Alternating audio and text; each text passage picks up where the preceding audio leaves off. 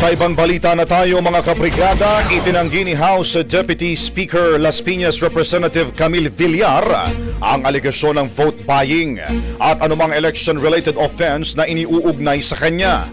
Paglilinaw nito ang event sa Imus, Cavite na kanyang dinaluhan kung saan nagkaroon umano ng pamamahagi ng pera sa raffle ay nangyari pa noong February 9, 2025 na hindi raw sakop ng campaign period.